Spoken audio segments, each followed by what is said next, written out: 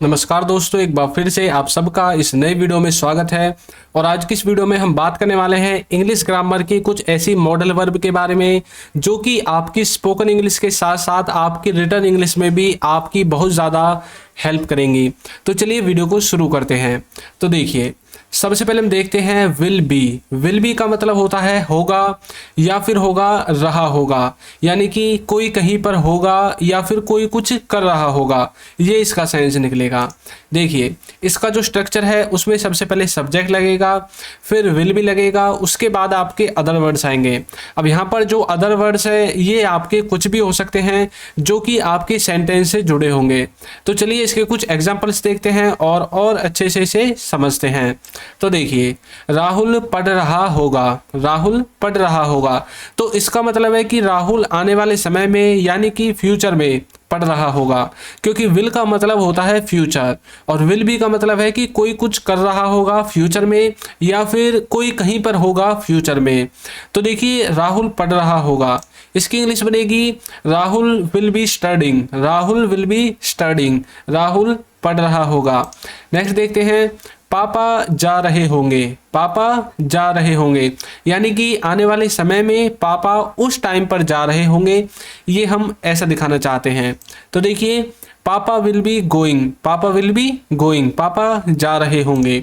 Next है वो घर पर होगा, वो घर पर होगा, यानी कि कोई कहीं पर होगा आने वाले समय में, तो वहां पर भी हम विल बी का यूज करेंगे। देखिए, he will be at home, he will be at home, वो वहां पर होगा, तो इसको आप इस तरह से देख सकते हैं। तो चलिए अब अपना नेक्स्ट देखते हैं। नेक्स्ट मॉडल वर्ब है हमारा शुड बी। शुड बी का मतलब होता है रहा होना चाहिए, यानी कि किसी को किसी स्थान पर होना चाहिए, कोई काम करते हुए, यानी कि कुछ काम कर रहा होना चाहिए, इस तरह का इसका सेंस निकलता है।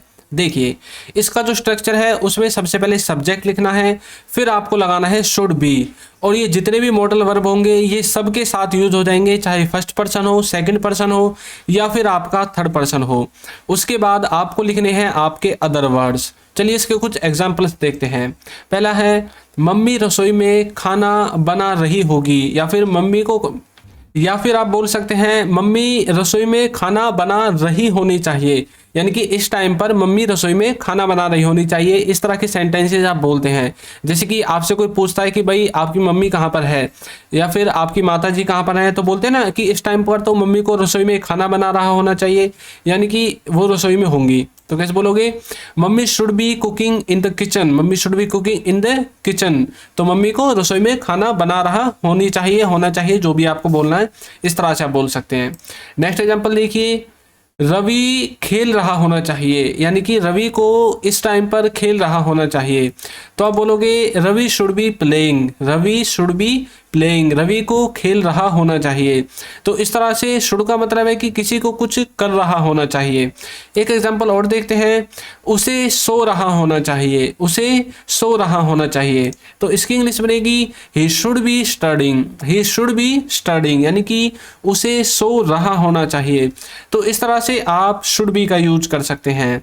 तो चलिए नेक्स्ट देखते हैं। देखिए, यदि अभी तक आपने हमारी बुक्स को परचेज नहीं किया है तो लिंक आपको नीचे डिस्क्रिप्शन बॉक्स में मिल जाएगा, और यदि अभी तक आपने हमारे फ्री ऐप को डाउनलोड नहीं किया है जिसमें हमने कंप्लीट इंग्लिश ग्रामर को कवर किया है, तो इसका लिंक भी आपको नीचे डिस्क्रिप्शन बॉक्स में मिल जाएगा, वहां से जाकर आप इसे डाउनलोड कर सकते हैं।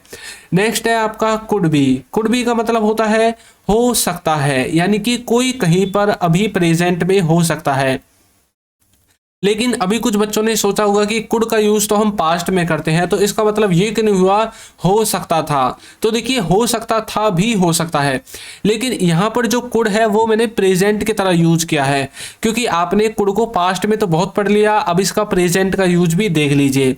प्रेजेंट में हम कुड का यूज वहां पर करते हैं जिस काम की संभावना बिल्कुल ना के बराबर होती है, यानी कि बिल्कुल कम पॉसिबिलिटी में आप कुड बी का यूज कर सकते हैं।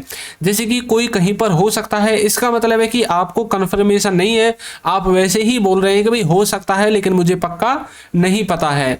तो इसका जो स्ट्रक्चर होगा उसमें सबसे पहले सब्जेक्ट लिखना है, फिर आपको लिखना है कुड बी, उसके बाद आपके अदर वर्ड्स आएंगे। देखिए, वह घर पर हो सकता है, तो इसकी इंग्लिश बनेगी he could be at home, he could be at home, वह घर पर हो सकता है, he could be at home. Next देखिए, बच्चे स्कूल में हो सकते हैं, बच्चे स्कूल में हो सकते हैं, तो इसकी इंग्लिश बनेगी kids could be in school, यानी कि उनकी स्कूल में होने की संभावना बिल्कुल कम है। तो बच्चे स्कूल में हो सकते हैं, बच्चे स्कूल में हो सकते हैं, तो kids could be in school. आप इसमें कैन बी का यूज भी कर सकते हैं, लेकिन कैन बी का यूज आपको तब करना है जब आपको पता है कि ये सचमुच में है। लेकिन यदि आप सिर्फ अंदाजा लगा रहे हैं, तुक्का लगा रहे हैं, तब आपको कैन से कम पॉसिबिलिटी दिखाने के लिए कुड का यूज करना पड़ेगा। तो बच्चे स्कूल में हो सकते हैं, kids could be in school, इस तरह से। नेक्स्ट है, पापा घर पर हो सकते हैं। इसका मतलब है कि आपको पक्का नहीं पता है और आप सिर्फ अंदाजा लगा रहे हैं कि पापा घर पर हो सकते हैं। तो इसका देखिए, पापा कुड बी एट होम, पापा कुड बी एट होम, इस तरह से आप बोल सकते हैं। तो नेक्स्ट है हमारा वुड बी। वुड बी का मतलब होता है रहा होगा, यानी कि कोई कुछ कर रहा होगा प्रेजेंट में। आप ऐसा दिखाना चाहते हैं कि भाई अभी इस टाइम पर कोई कुछ काम कर रहा होगा, लेकिन इसमें आपको कंफर्मेशन नहीं है कि वो सचमुच में काम कर रहा होगा या फिर नहीं कर रहा होगा। देखिए, इसमें आपको सबसे पहले सब्जेक्ट लिखना है, फिर लिखना है वुड बी, उसके बाद आपके अदर वर्ड्स जो कि आपके सेंटेंस में होंगे वो आ जाएंगे। देखिए, अमन नाच रहा होगा, अमन नाच रहा होगा, लेकिन आपको पक्का नहीं पता है कि अमन ही नाच रहा होगा, हो सकता है कि अमन ना नाच रहा हो, लेकिन आप अंदाजा लगाकर बोलते हैं। जैसे कि आपसे कोई बोलता है ना, भाई वो कहाँ पर है, तब बोलते हैं वो तो खेल रहा होगा, वो तो नाच रहा होगा, वो तो पढ़ रहा होगा, तो इस तरह का। तो इसमें बोलेंगे Aman would be dancing, Aman would be dancing, Aman नाच रहा होगा। नेक्स्ट है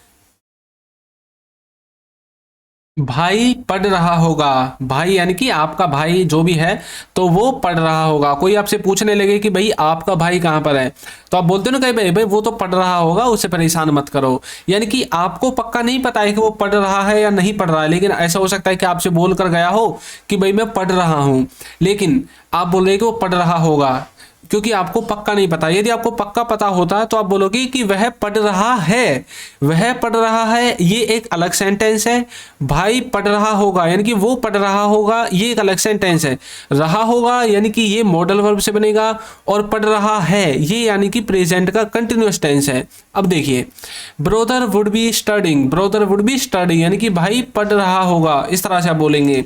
नेक्स्ट देखिए, वो सो रही होगी, ये दोनों भी अलग हैं। वो सो रही है ये प्रेजेंट का कंटिन्यूअस है, और वो सो रही होगी ये आपको मॉडल वर्ब से बनाना है। कैसे बोलोगे, she would be sleeping, she would be sleeping, वो सो रही होगी।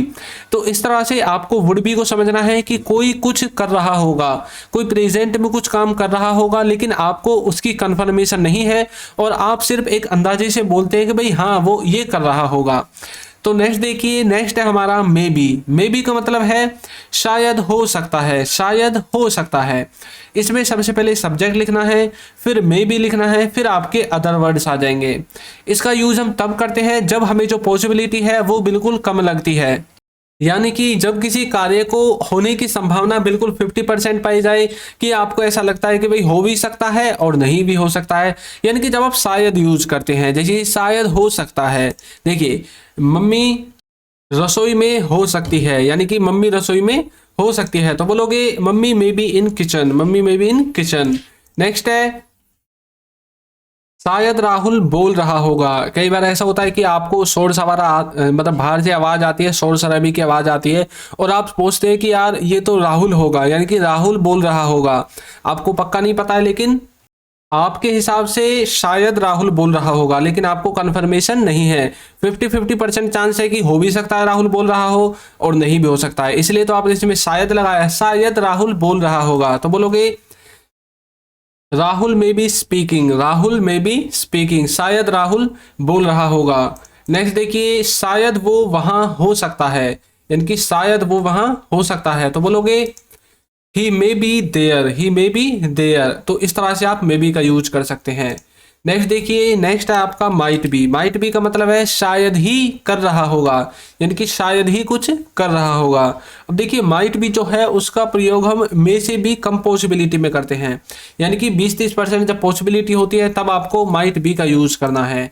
इसका स्ट्रक्चर सबसे पहले सब्जेक्ट लिखना है, फिर माइट भी लिखना है, फिर आपको अदर वर्ड्स लिखने हैं। देखिए, शायद ही अमन नाच रहा होगा, शायद ही।